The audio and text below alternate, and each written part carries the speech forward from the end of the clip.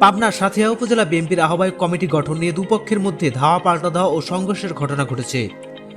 এতে উভয় পক্ষের অন্তত 15 জন আহত হয়েছে। শনিবার বিকেলে পাবনার সাঁথিয়া পৌর এলাকায় এ সংঘর্ষ হয়। আহতরা হাসপাতাল ও বিভিন্ন ক্লিনিকে প্রাথমিক চিকিৎসা নিচ্ছে। প্রত্যক্ষদর্শীরা জানায়, গত 14 নভেম্বর রাতে সাঁথিয়া উপজেলা বিএনপির আহ্বায়ক কমিটির ঘোষণা করা হয়। এতে খায়রুন নাহার মিরুকে আহ্বায়ক ও মোহাম্মদ সালাউদ্দিনকে সদস্য সচিব করা হয়। এতে একই কমিটির যুগ্ম আহ্বায়ক শামসুর রহমান ও তার সমর্থকরা ক্ষুব্ধ হন।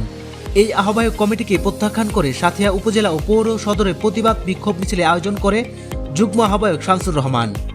তাদের কর্মসূচি শুরুর আগেই বিকেল 4টার দিকে কমিটিকে স্বাগত জানিয়ে আনন্দ মিছিল বের করে আহ্বায়ক ও সদস্য সচিব পক্ষের লোকজন।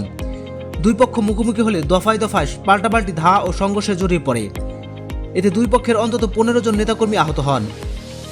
খবর পেয়ে পুলিশ ঘটনাস্থলে গিয়ে পরিস্থিতি শান্ত করে। আহতদের বিভিন্ন হাসপাতালে প্রাথমিক চিকিৎসা দেওয়া হচ্ছে। স্বাধীনতা টিভি বাংলা, নিউজ ডেস্ক।